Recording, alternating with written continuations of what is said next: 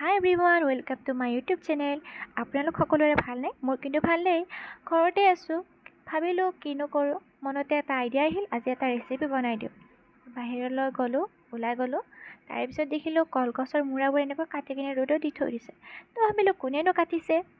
তাৰপিছত দেখিলোঁ মা আৰু দেউতাই এনেকৈ কাটি আছে। মাক সুধিলোঁ কিনো কৰিছা বুলি। উত্তৰ দিলে এয়া।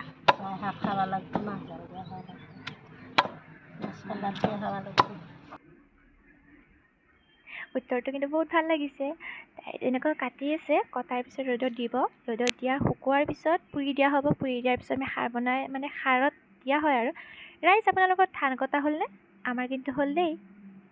তাৰপিছত মই বস্তিলৈ গ'লোঁ। বস্তিত গৈ দেখিলোঁ এডাল সৰুকৈ নৰসিংহ আছে। নৰসিংহৰ পৰা কোমল পাত দুটামান ছিঙি ল'লোঁ। তাৰপিছত মেছন্দৰী ল'লোঁ।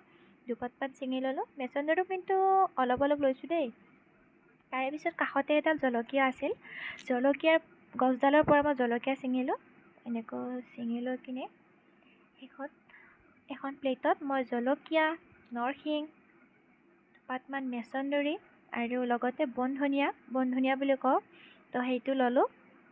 লোৱাৰ পিছত মিক্সাৰটোত মই বুট, বন ধনিয়া, নৰসিংহ, মেছন্দৰী, জলকীয়া এনেকৈ গোটেইখিনি মিক্স কৰি লৈ তাৰ নিমখ অলপ